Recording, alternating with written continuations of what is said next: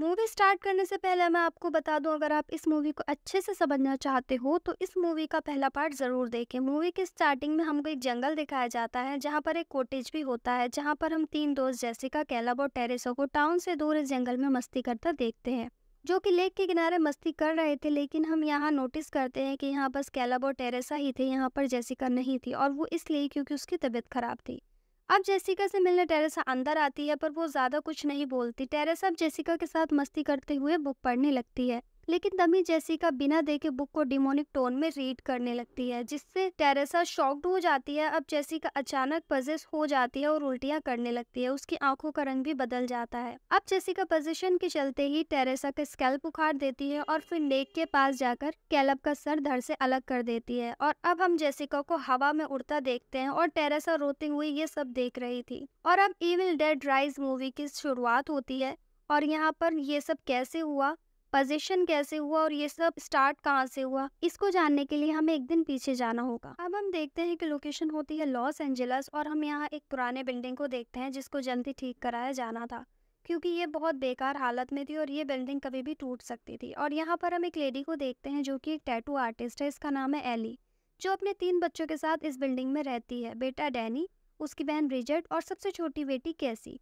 ये अपने बच्चों के साथ पिछले 2 महीने से यहाँ पे रह रही है, क्योंकि इसके हस्बैंड से इसकी बिल्कुल नहीं बनती। खैर, उसी रात एली की बहन बेथ उससे मिलने इसी बिल्डिंग के अपार्टमेंट में आ जाती है, पर बेथ खुद परेशान थी, और वो एक कॉन्सर्ट सिंगर है और वो अपना कॉन्सर्ट छोड़ कर आई थी क्योंकि वो प्रेग्नेंट थी, और ये बात उसे हजम नहीं हो रही थी, और ये बात वो इस टाइम किसी को भी नहीं बताती। और अब बेथ सबको गिफ्ट दे रही होती है, और वो एली के हस्बैंड के लिए भी गिफ्ट लाई थी, और तभी एक तनाव भरा माहौल छा जाता है। और अब एली अपनी बहन से बात करने के लिए अपने बच्चों को पिज्जा लाने भेज देती है। खैर, जब बेथ को अपनी बहन के बारे में पता चलता है तो उसे बहुत बुरा लगता है, और वो अपनी बहन से बोलती है कि तुम्हें मुझे इन्फॉर्म करना चाहिए था। तभी एली बोलती है कि मैंने तुम्हें 2 कॉल्स की थी। तभी इस बारे में उसकी बहन उससे माफी मांगती है। अब हम देखते हैं कि जब बच्चे पिज्जा लेकर आ रहे थे तभी भूकंप आ जाता है, जिससे कार पार्किंग में क्रैक आने लगती है, और ऊपर एली और बेथ भी डर रहे थे, और बच्चे डरकर वहीं बैठ जाते हैं। पर जब थोड़ी देर बाद सब नॉर्मल होता है, अब यहाँ डैनी देखता है कि भूकंप की वजह से कार पार्किंग के अंदर एक हॉल बन चुका है, जिसके अंदर आराम से जाया जा सकता है। और डैनी पहले से ही काफ़ी खुराफाती था, और वो तभी नीचे चला जाता है, जहाँ पर उसे काफ़ी सारी बुक्स मिलती है और विनाइल रिकॉर्ड्स भी मिलते हैं। और वहाँ पे विनाइल रिकॉर्ड्स के 3 पार्ट होते हैं, जैसे पार्ट 1, पार्ट 2 और पार्ट 3। और हाँ, उसको एक फ़ोटो भी मिलती है जिसमें 3 प्रीस्ट थे, और साथ ही साथ उसको वहाँ पे एक सील्ड कबर भी मिलती है, और उस कबर के आसपास काफ़ी होली क्रॉस थे, जिसे देखकर साफ पता चल रहा था कि वो किसी इविल को कंटेन कर रहे थे। डैनी बुक बाहर निकालता है जो कि उस कबर के हॉल के अंदर थी, और तभी जीसस की मूर्ति गिर जाती है, और इन सब चीज़ों को देखकर अंदाज़ा लगाया जा सकता है कि जिस भी चीज़ को वह कंटेन करके रखा हुआ था वो चीज़ बहुत स्ट्रोंग होगी। अब डैनी जैसे ही बुक पर से कपड़ा हटाता है, उस पर से बहुत सारे कीड़े उड़ने लगते हैं। अब डैनी इस बुक को हॉल से ऊपर ले आता है, और हाँ, मैं यहाँ पर आपको बता दूं कि उस बुक को वहाँ पर छुपा के रखा हुआ था, और वो उन विनाइल रिकॉर्ड्स को भी ले आता है। यहाँ इनकी माँ काफ़ी परेशान होती है, और वो अपने पड़ोस के लड़के गैब्रिन से अपने बच्चों को ढूंढने की हेल्प मांगती है। लेकिन तभी वो बच्चे ऊपर आ जाते हैं, और एली काफ़ी रिलैक्स हो जाती है, और वो उनको बोलती है कि जब भूकंप आए तो लिफ्ट का इस्तेमाल बिल्कुल नहीं करते। अब हम देखते हैं कि डैनी उन्हीं बुक और विनाइल रिकॉर्ड्स को अपने रूम में ले जाता है। अब एली लॉन्ड्री के काम से लिफ्ट में नीचे चली जाती है, और बेथ कैसी को नहलाने के लिए ले जाती है। अब डैनी बुक को खोलने की कोशिश करता है, और ये बुक ऐसी लग रही थी जैसे किसी का मुंह हो, और अब वो उसको खोलने लगता है। तभी वो दांत जैसी नुकीली चीज डैनी की उंगली में लग जाती है, जिससे उसके खून निकल जाता है, और उसकी कुछ चीटें उस बुक पर गिर जाती हैं, और वो बुक उसे सोख लेती है, जो कि बहुत अजीब था। और अचानक ही वो बुक खुल जाती है। इस बुक के अंदर अजीब अजीब चित्र बने हुए थे, और ये बुक देखने में बहुत डरावनी थी।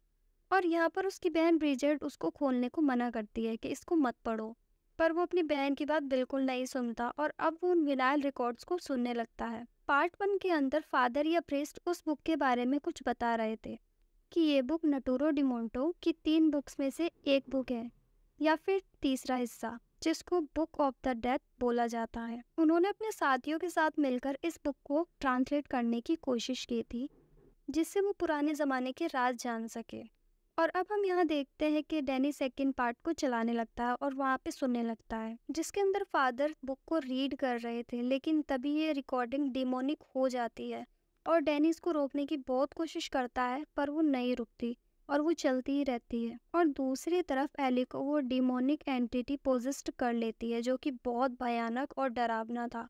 वो उसके हाथ पैर तक सब तोड़ देती है और उसे बहुत गंदी तरह पीटती है। साथ ही साथ उनकी फ्लोर की लाइट भी चली गई थी। और इसके साथ ही साथ डैनी अब शॉक्ड हो जाता है, क्योंकि उस बुक के पेज अपने आप ही पलटे जा रहे थे, जो कि बहुत अजीब था और समझ में भी कुछ नहीं आ रहा था। और लाइट के जाने से बेथ और कैफी भी काफ़ी डर जाते हैं। और यहाँ पे ब्रिजेट नोटिस करती है कि सभी की लाइट आ रही है, बस हमारे फ्लोर की लाइट ही नहीं आ रही। अब एली लिफ्ट के थ्रू से ऊपर आ जाती है फ्लोर पे, जो कि बिल्कुल ठीक नहीं लग रही थी। ये सब बिल्कुल ऐसा था जैसे कि हमने स्टार्टिंग में जेसिका के साथ सब कुछ होता हुआ देखा था। हमने लिफ्ट में देखा था कि उसकी सारी हड्डियां टूट चुकी थी, तो अब वो कैसे चल पा रही थी। अब एली किचन में अंदर आकर अंडे तोड़कर पैन में ऑमलेट बनाने लगती है। और जब सब फैमिली वाले उससे बात करने आते हैं, तो वो बहुत अजीब तरह से बात करती है और हंसती है। और उन सबको डराने के बाद अब वो थोड़ा होश में आती है। और होश में आने के बाद वो सिर्फ एक ही बात बोलती है कि वो मेरे अंदर है और मेरे बच्चों को उसे नुकसान पहुंचाने मत देना। और फिर वो उसी टाइम उल्टियां करने लगती है। फिर यहाँ पे बेथ और डैनी उसको हॉस्पिटल ले जाने की कोशिश करते हैं, लेकिन लिफ्ट में जाना पॉसिबल नहीं था और सीढ़ियाँ भी सारी टूट चुकी थी, शायद भूकंप की वजह से या ये जो हो रहा था इसकी वजह से। अब ये लोग एली को रूम में लिटा देते हैं, क्योंकि इनको लगता है कि वो मर चुकी है। गैब्रियल अब एली की आंखों को बंद करता है, पर अचानक ही उसकी आंखें फिर से खुल जाती हैं और वो फिर से आंखें बंद करता है, लेकिन इस बार आंखें बंद ही थी। और यहाँ पर सबको लग रहा था कि एली अब मर चुकी है। इसके बाद गैब्रियल, बेथ और मिस्टर फोंडा उसके लिए आंख रिपेयर्स करने लगते हैं। इसके बाद गैब्रियल और फोंडा इस बिल्डिंग के बाहर जाने के लिए एक रास्ता ढूंढने लगते हैं। अब बेथ मरी हुई एली के पास बैठकर उसको अपना दुख सुनाने लगती है, लेकिन तभी एक फोन आता है और वो फोन एली का ही था, जिसमें वो बोल रही थी कि मैं जल रही हूँ, मुझे बचाओ। तभी फोन की स्क्रीन भी क्रैक हो जाती है और तभी अचानक एली की आंख भी खुल जाती है और वो उठकर बैठ जाती है। अब बेथ उसको टच करती है तो उसको पता चलता है कि उसका शरीर जल रहा था और फिर उसको वो एक बाथटब में डाल देती है, जिससे उसका शरीर ना जले। तभी वो दीवार पर चढ़कर इतनी तेज चिल्लाती है कि घर के सभी लोग बेहोश होने को हो जाते हैं। साथ ही साथ वो जो बाथटब का पानी था वो भी बहुत गंदी तरह उबल रहा था। अब वो सभी लोगों पर हमला करने लगती है एक एक करके। अब एली टैटू नीडल को ऑन कर देती है और अपने खून को इंक बनाकर ब्रिजेट की जीप पे चला देती है। वो उसको मारने ही वाली थी, लेकिन डैनी ने उसको पहले ही धक्का दे दिया था और उन दोनों को अलग कर दिया था। और डैनी बहुत अच्छे से जानता है कि यहाँ पर एंटिटी आ चुकी है। और इतने में ही गैब्रियल और मिस्टर फोंडा अंदर आ जाते हैं, जो कि अंदर आकर डर जाते हैं। और तभी एली गैब्रियल की एक आंख को अपने मुंह से निकालकर ब्रिजेट को लाइक करने वाले उसके एक पड़ोसी के मुंह के अंदर फेंक देती है। और इसी मौका उठाकर वो लोग अपार्टमेंट का गेट बंद कर देते हैं। और अब वो गेट के हॉल से देखती है कि उसने काफी लोगों को मार दिया है। तभी मिस्टर फोंडा एली को गन से शूट करने लगते हैं, लेकिन वो उनको भी मार देती है। अब यहाँ ब्रिजेट अपने भाई डैनी से लड़ने लगती है कि तुम वो बुक लेकर ही क्यों आए, जब से तुमने ये बुक्स ली है और इसको सुना है, जब से ही ये सब हो रहा है। और तभी बेथ इन दोनों को समझाती है कि लड़के कोई फायदा नहीं है। और इसी दौरान एली छोटी सी कैसी को अपनी बातों में फंसाकर थोड़ा सा गेट खुलवा लेती है और उसको डराने लगती है। तभी बेथ उसे बचाने के लिए आ जाती है और तभी ब्रिजेट के साथ एक अजीब सी होने लगती है। उसका घाव बड़ा अजीब हो जाता है और उसके मुंह, कान, नाक से काला लिक्विड निकलने लगता है और वो कीड़े उगलने लगती है, क्योंकि वो भी अब पॉजेस्ड हो गई थी। और जब बेथ उसे किचन में देखने आती है तो वो देखती है कि वो कांच खा रही थी और ये सब देखकर साफ साफ पता चल रहा था कि वो भी पॉजेस्ड हो चुकी है। तभी ब्रिजेट बेथ के पैर से चीज ग्रेटर से खाल निकालती है, जो कि बहुत अजीब था, पर बेथ कैसे भी कर कर बचकर वहां से भाग जाती है। फिर वो डैनी और कैसी पर हमला करने लगती है, लेकिन कैफी की बनाई हुई डॉल लकड़ी की मदद से वो उसके सर में आर पार कर देती है, जिससे वो नीचे गिर जाती है। अब यहाँ बेथ, कैफी और डैनी काफी शॉक्ड थे कि हमारे साथ हो क्या रहा है। अब डैनी ब्रिजेट को बेड से बांध देता है और यहाँ डैनी बेथ को सब कुछ बता देता है कि उसने सिर्फ 2 रिकॉर्डिंग ही सुनी है, तीसरी सुननी अभी बाकी है। और लाइट चली गई थी और रिकॉर्डर प्लेयर भी खराब हो गया था, इसलिए उसने नहीं सुनी। लेकिन बेथ यहाँ पर इन सब चीज़ों को फिक्स कर देती है क्योंकि म्यूज़िक वगैरह उसका पैशन है। और अब वो उसको ठीक करके थर्ड विनाइल सुनने लगती है और वो हेडफोन का यूज़ करती है कि इसको सुनने से अगर कुछ नुकसान हो तो मुझे हो और किसी को कोई नुकसान ना हो। और अब ब्रिजेट उठ जाती है और एली भी घर के अंदर आने लगती है डक के रास्ते। और अब यहाँ पर बेथ को सब कुछ पता चल जाता है कि ये बुक प्रिस्ट और फादर को मिली थी और वो इसे ट्रांसलेट करना चाहते थे, पर उनको चर्च ने दूर कर दिया था क्योंकि ये एक डेमोनिक बुक थी और ये बुक इंसान के चमड़े से बनाई गई थी। और इसके अंदर लिखा हुआ सब कुछ इंसान के खून से लिखा हुआ था और इसके अंदर डीमन को बुलाने के लिए लिखा हुआ था। और हाँ, मैं यहाँ पर आपको बता दूं कि इसको ना ही ख़त्म किया जा सकता है, बस हाँ इसे कैद किया जा सकता है या फिर इससे दूर भागा जा सकता है। और इसी वजह से फादर के मेंबर्स की जान चली गई थी और उन्होंने कैसे भी करके इसको सीक्रेट वॉल के अंदर कैद करा था गॉड की निगरानी में कि ये बाहर ना आ सके। पर फिर भी कैसे भी करके डेमन ने किसी भी तरह डैडी से इसको रीड करवा ही लिया। खैर विनाइल सुनते सुनते दो चीज़ें होती हैं। एक तरफ तो ब्रिजेट अपने ही भाई को चाकू मार देती है जिससे उसका भाई उसको जला देता है। तभी एली भी डक के रास्ते उसी विनाइल रूम में आ जाती है। बेथ उससे लड़ने लगती है और उससे लड़ने की बहुत कोशिश करती है लेकिन वो नाकाम रहती है। और अब यहाँ पर एली अपने ही मुंह से विनाइल को खुद सुनाने लगती है और वो बोलती है कि मुझे नहीं मारा जा सकता है। अब बस बेथ और कैफी ही बचे थे क्योंकि डैनी भी जख्मी हालत में था और वो मारा जाता है। अब यहाँ पर कैफी तो छुप जाती है पर बेथ को मारने के लिए वो आ रही थी। और यहाँ पर उस डेमन को पता चल जाता है कि बेथ के अंदर एक बच्चा भी है। मतलब वो खुश हो जाता है कि उसको दो बॉडीज मिलेंगी। अब बेथ यहाँ पर कैफी को एक सीजर पकड़ा देती है जिससे वो एली के मुंह में को घुसा देती है और यहाँ पर एली कुछ टाइम के लिए जख्मी हालत में रुक जाती है। अब बेथ और कैफी हॉल में आते हैं जहाँ वो मिस्टर फोंडा की गन से एग्जिट को तोड़ने लगते हैं। और जैसे ही वो उसको तोड़ने वाले थे जभी एली जाग जाती है और तभी बेथ एली के पैर में वो गोली मार देती है।